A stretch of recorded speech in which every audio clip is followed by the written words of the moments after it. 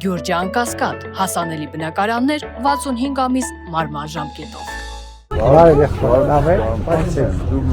Նորմալ է։ Կանչաշնեմ, երկու հարց կարելի է ձեր։ Իհարկե։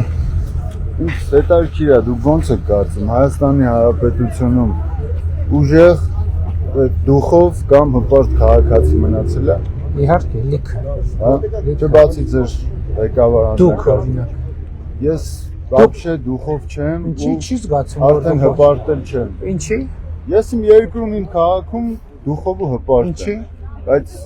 դրսերը ոչ դուխով են, ոչ հպարտ։ Դրսերը ինչ կապ ունի, ամեն երկրի քաղաքացուն պետք է դուխով հպարտ լինի, դրսում քաղաքացին ինչի պետք է դրսով։ Մենք մեր երկրում հպարտ ենք, դուխով ենք։ Բա ես մեր երկրի պատասխանատուն եմ, բա դրսի պատասխանատուն ես եմ։ Բայց Հայաստանից ելնում ես դուրս, էլ դու ոչ դուխով ես, ոչ է հպարտ, որովհետև մնացածը արդեն դուխովացի ու հպարտացի։ Եղբայր, ուրեմն ու այդ խաղաղությունը, պարոն Փաշինյան, որ ժամանակավոր բերել եք մեզ, որ խաղաղությունը կապված է զուտ ձեր անձի հետ, որովհետև բազմից ես եւ դուք եւ մնացածը շեշտում եք, որ եթե դուք չլինեք, պատերազմ կլինի։ Բայց արդյոք մեզ պետք է այդպես խաղաղություն, եթե մի անձի հետ է կապված այդ խաղաղությունը։ Աստված ոչ ասցե, ես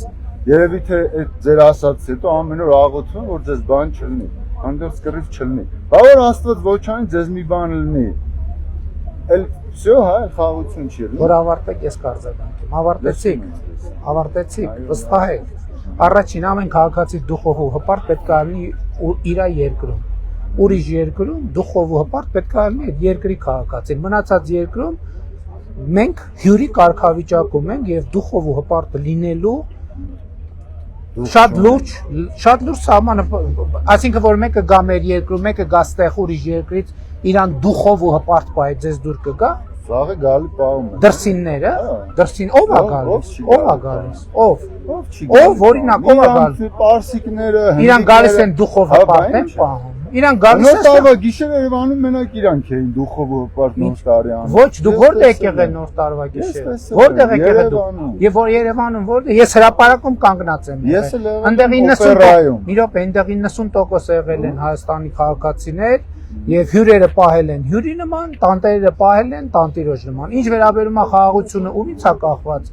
Մենք ընտրություններում հանդես են գալիս ժողովրդին ուղղված տեր կանգնի խաղաղությանը կարգախոսով։ Դա նշանակում է, որ մենք մարդկանց ասում ենք, որ խաղաղությունը ոչ թե ինձնից է կախված կամ մեր թիմից է կախված, խաղաղությունը կախված է ժողովրդից։ Եվ ժողովուրդը այս ընտրություններում խաղաղության իր կամքը պետքա ցույց տա։ Ինչպես պետք է ժողովուրդը իր այս ընտրություններում խաղաղության իր կամքը ցույց տա։ Իր կամքը պետք է ցույց տա, որ հանդես գալով խաղաղության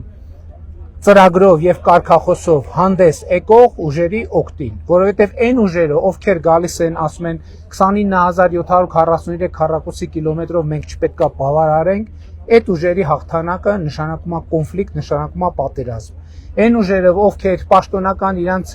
բաներով, պոստերներով, վիդեոներով հանդես են գալիս Հայաստանի Հանրապետության միջազգայինորեն ճանաչված տարածքից դուրս քարտեզներով, այդ ուժերի իշխանության գալը նշանակում է կոնֆլիկտ եւ պատերազմ։ Մենք չենք ասում, որ բանը խաղաղությունը կախված է մեզնից, մենք ասում ենք խաղաղությունը կախված է ժողովրդից եւ ժողովուրդը այս ընտրություններում պետք է խաղաղությունը տեր կանգնելու իր կամքը ցույց տա։ Լավ է եղբայր։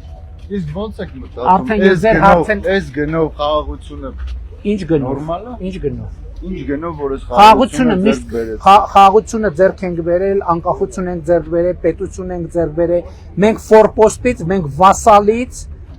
մենք հպատակից դարել ենք պետություն, դարել ենք քաղաքացի։ Չէ, ինչ գնով։ Ինչ գնով։ Եթե մի ամեն օր ինձ ծեծեք, օրինակ, ամեն օր։ Ու ես ասեմ դրանից հետո ձեզ ամեն ինչ տալ, բարձրաց չեք ծեծել։